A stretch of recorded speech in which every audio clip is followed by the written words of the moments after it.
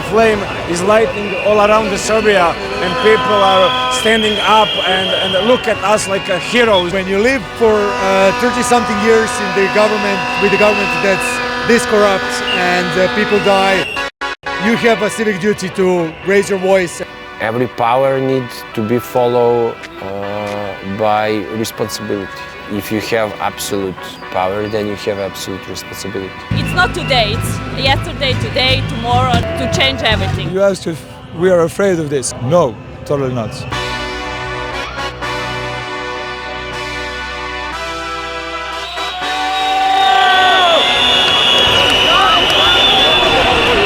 Ami nagyon súlyos dolog, hiszen rohantak az emberek.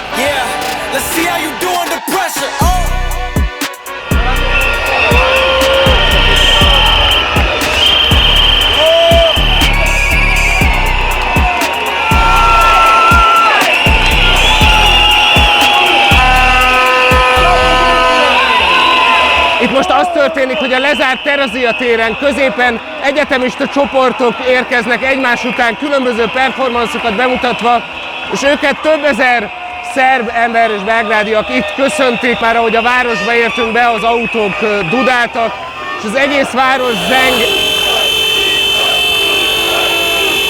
És ez még nem a tüntetés napja, az majd holnap lesz, most péntek este van. Az egész esemény egyelőre úgy tűnik, mint egy ilyen emelkedett hangulatú, vidám egyetemista rendezvény, pedig nem erről van szó. Az első bajós jelek itt a belgrádi elnöki palotánál vannak, hiszen felsorakozott a rohamrendőrség, és Vučić parancsára traktorokat helyeztek itt el, szemben pedig az elnök támogatói néznek farkas szemet Belgrád nagy eséllyel liberális fiataljaival. So you don't afraid of them? No. And the police? We don't have a reason. Police is on our side. Do you think that the police is on your side? We know that. Is it possible as a journalist to get in? No? Itt azt mondják, akik ide összegyűltek, hogy Vučić fizetett tüntetőiről van szó. Mi nagyon szívesen megkérdeztük volna őket, hogy igazából miért is jöttek el, de nem lehet oda bemenni újságíróként sem.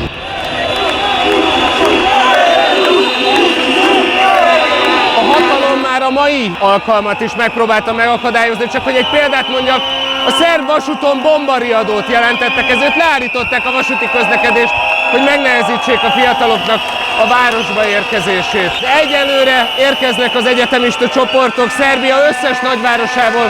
Láttuk itt a Csacsaki Műszaki Egyetem, a Nisi Egyetem hallgatóit, és nagyon sokan vannak itt Újvidékről, hiszen mindez Újvidéken kezdődött.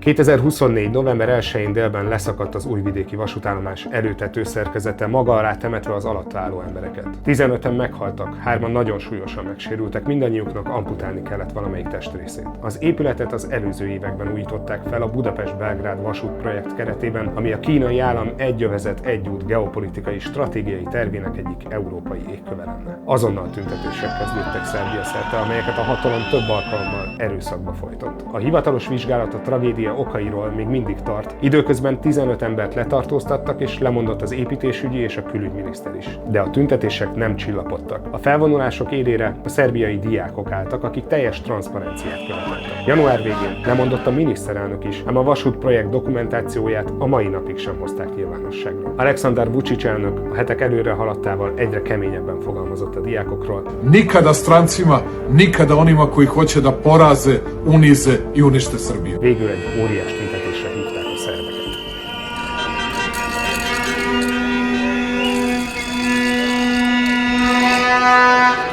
Kronológikusan így jutottunk el március 15-éig, eddig a szombatig, amikor többek szerint az utóbbi idők legnagyobb tüntetése készülődik pár órán belül itt Belgrádban. Itt vagyunk a parlament előtt, motorosok százai vonultak föl, erre pedig az elnöki palota van, ahogy ezt már mutattuk, Vučić traktorokkal vette körbe magát. What did you feel when you heard the news from Novi Sad? Well, I felt sad, of course. Even though it was a great tragedy, it inspired all of these people to come here. I had no idea that it was going to turn out to this, but all great things need to come from dark places. Ebben az anyagban nem csak a szombati eseményeket szeretnénk bemutatni, hanem azt is, hogy mi vezetett a valaha volt legnagyobb szerb tömegtüntetéshez.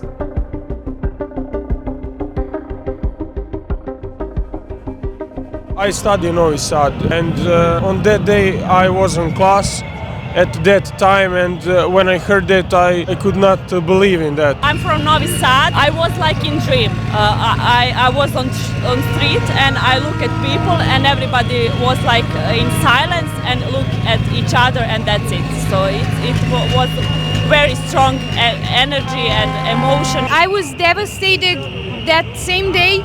It was very hard. I have friends who live in that city. So it's something which seems like all of the Serbians think the same about. Yeah, because it's very clear, and I think it doesn't matter if you are pro-government, pro-opposition. Szávó Manojlović jogász, aktivista és politikus. A Kreni Promeni, azaz Mozdulj Változtass nevű szervezete élén vezető szerepet vállalt a 2021-22-es szerb környezetvédelmi tiltakozásokban. Mozgalma a második helyet szerezte meg Belgrádban a legutóbbi választásokon több mint 17%-os támogatottsággal. De nem ültek be a közgyűlésbe, mert értelmetlenek tartották. Saját magának is vannak tapasztalatai rendőri brutalitásról és az elszámoltathatóság hiányosságairól Szerbiában. Az ország már az újvidéki tragédiára figyelt, amikor Manojlović egy gyanús építési projektnél tüntetett, ahonnan erőszakkal vitték el. Even in hospital, they just put me there and they say don't come back in police station. Until now, I still didn't have any paper that I was arrested. I don't have the reason why I was arrested. A tüntetőkön kívül vele beszéltük át, miért fontos ennyire a szerbeknek az, ami Újvidéken történt.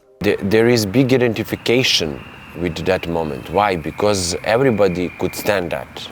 I was traveling in Novi Sad. I used that railway, and I could be there. Nem csak a döbbenet volt közös érzés az országban novemberben. A legtöbb szerb azt is ugyanúgy gondolta, hogy kik miatt történhetett ez. It was disaster, clearly. I immediately knew that the government was responsible for that. It was... Why did you know that? There are a lot of scandals in our country in the past years. There was this tragedy in a primary school here in Belgrade, in Ribnikar. Kid shot 10 people. Next day there was another massacre in Mladenovac, and it is not the end. Finally there was this canopy. Because I was kind of expecting something to happen. Why? Because of corruption. People get jobs because of politics and of connections instead of their, skills. Since I'm in a construction jobs, I kind of knew what happened. Let's say a project is worth $100 million, and they will say it's worth $400 million. Take the rest of money, and they won't even do for the $100 million. They will steal. They won't put anything that is for the project. Anything that's engineer said. If engineer said, like you need some construction pillars, they won't do it because it's expensive and they don't have money, since they put it in the pocket.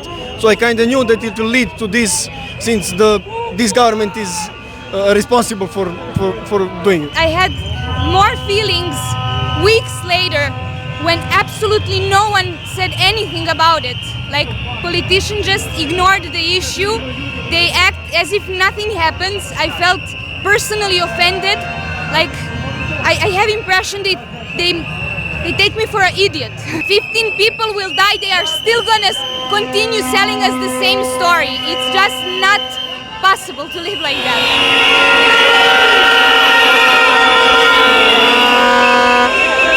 Ahogy az várható volt, az emberek többsége idejött a parlament előtti térre, és nem a Szláviához, egy másik térre messzebb, ahova a szervezők biztonsági okokból áthelyezték a beszédeket.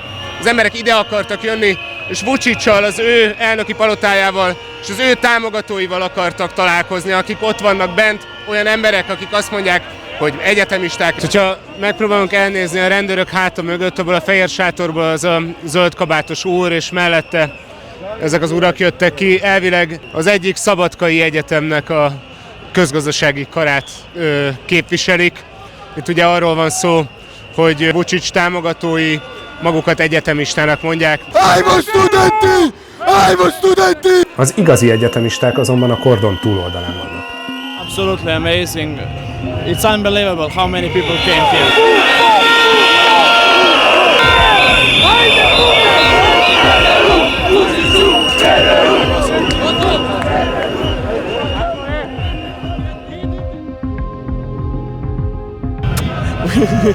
We are protesting because of corruption. We want justice. University Mechanical Engineering in Kragujevac. We have walking past 4 days to came here. I come from Kragujevac city.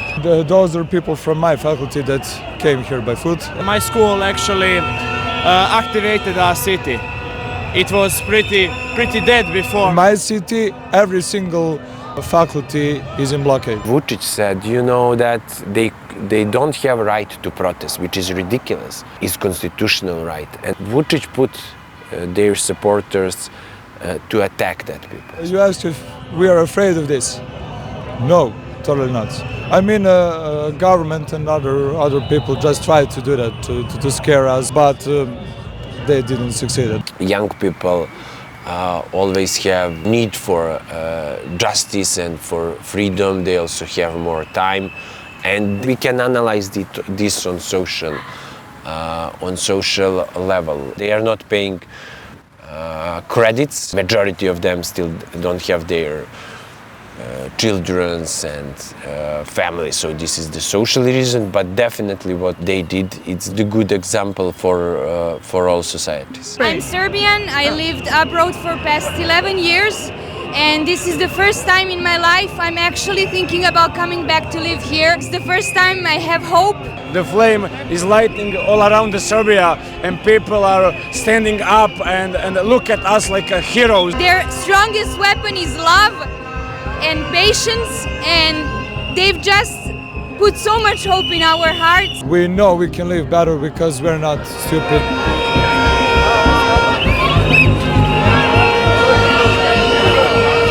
Este 6:30 van, és most döntöttek úgy a szervezők, hogy megkérik azokat, akik segítenek nekik, és ők ezek a piros sapkás emberek, akik veteránok, a 90-es évek háborújának veteránjai. Ők azok, akik valamiféle biztosítást látnak el, és ők azok, akik eltessékelték az embereket a parlament elől, hiszen úgy döntöttek, hogy jobb megelőzni a konfrontációt. Több százezer ember indult el ekkor a Szláviára, Belgrád egyik központi terére. Ők már korán sem csak liberális egyetemi hallgatók voltak. This hat is some kind of national symbol. This is. Are you a right-wing supporter? Yes. Vučić is not on the right.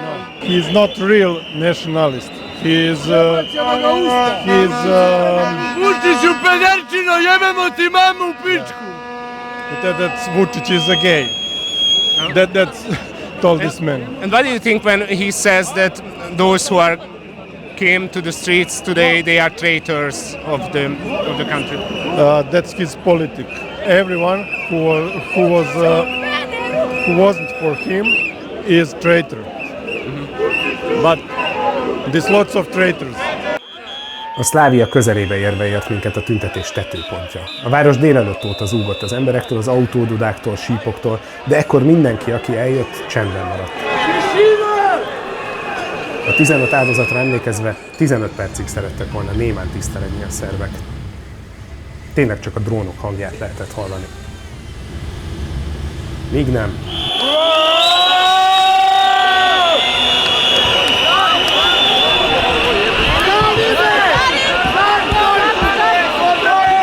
Nem tudjuk, mi történt, de ezt az egészen megdöbbentő eseményt, ami az volt, hogy egyik pillanatra a másikra elhallgattak, és 4 óráig szerettek volna csöndben lenni az emberek, valami most megtörte. Valami nagyon súlyos dolog, hiszen rohantak az emberek. When I turned back, I saw that all the people just started running, so yeah, my initial reaction was also just to start running. We just wanted to have 15 minutes of silence for the past people, but yeah, I'm not sure what happened actually. Mi is csak a tüntetés után tudtuk meg, hogy többek egy ijesztő, fülsértő zajt hallottak, amelyet egy sugárhajtómű hangjához hasonlítottak. Ettől tört ki a pánik.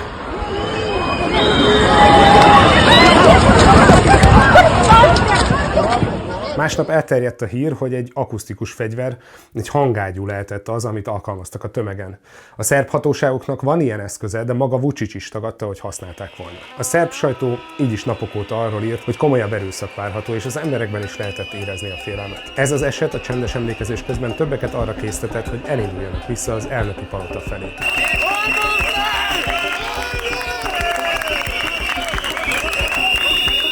De mielőtt megmutatnánk, mi történt ott, beszéljünk még arról, hogy egy mérnöki hiba hogy rengetheti meg az egész szerb hatalmi rendszert. Well, because the mechanical failure wasn't only mechanical failure, it was a failure of those who put it in place and those who ordered them to put it in place and all the people above them. So mechanical issue was not the issue in itself, but those people who made that issue become possible. People get jobs because of politics. If they are part of the party of SNS, of Serbian Progressive Party, they will get a job much easier because their aunt is in the parliament or stuff like that. Everything is about corruption in Serbia, everything. The question here is, why did it happen and what are the consequences?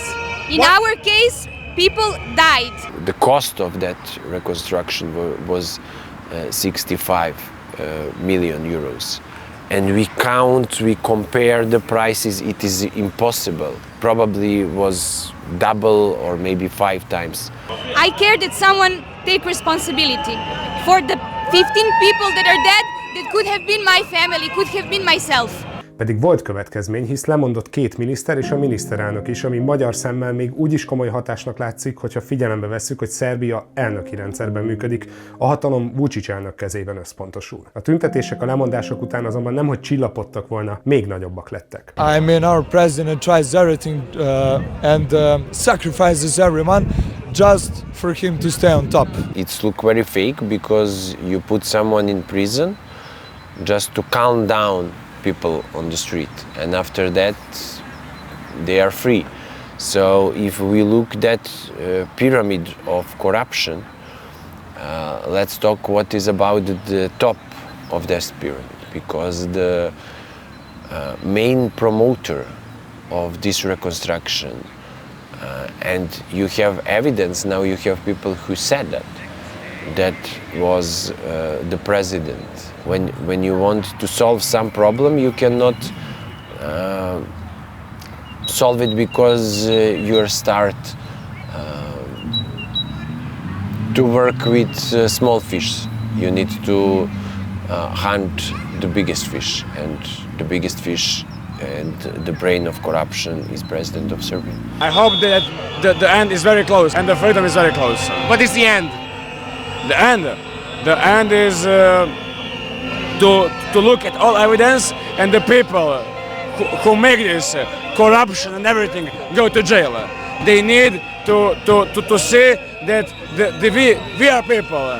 We are one who is in charge, not them. Students want that everything was become very clear about accident in Novi Sad, which means not only how the railway station was crashed, they also want to have clear things about documentation and about corruption. And we want to see that institution works on that case. If you ask me, that means that top of the government needs to go to jail. The second thing is about violence against protesters. That means not only people who attack them, also people who organize them. And that is also the top of the progressive party. So if you ask me, the government has 2 solutions. One is to say, okay, we will work on that demands, and if they do that, they will press the button of the self-destroy, because their system was constructed on corruption. The second option, that they fight against all the society, and then the pressure of society will become so big and that their system will crash. I think is that this will not end today. You know, this will not be our last, let's say, fight. You know, it will continue on and continue on as long as we have this political party on top. And that party system is like one man leader, like let's say one man who is God. Every power needs to be followed by responsibility. And if you have absolute power, then you have absolute responsibility.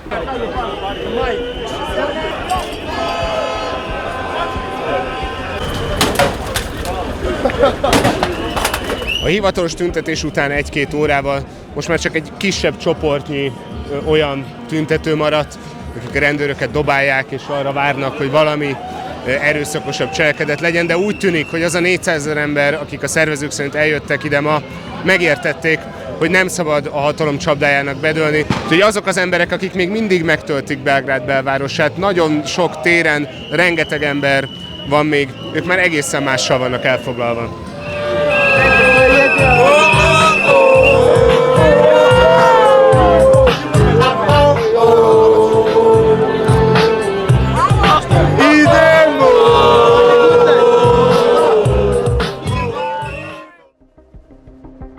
Újvidék vasútállomásán 4,5 hónappal a tragédia után is friss virágok vannak. Amíg a vizsgálat tart, az épületet lezárták, így a törmelékek is ott hevernek a földön. A tragédia miatt késett a felújított vasútvonal átadása is, ami Belgrádot köti össze Szabadkával. A sínek Szabadka után átlépnek Magyarországra, ahol ugyanezt a projektet Mészáros Lőrinc cége építi Orbán Viktor apjának köveivel. Miniszterelnök úr, helyesnek tartja, hogy a Budapest-Belgrád beruházásból az ön édesapja gazdagodik? Forduljanak a kivitelezőhöz.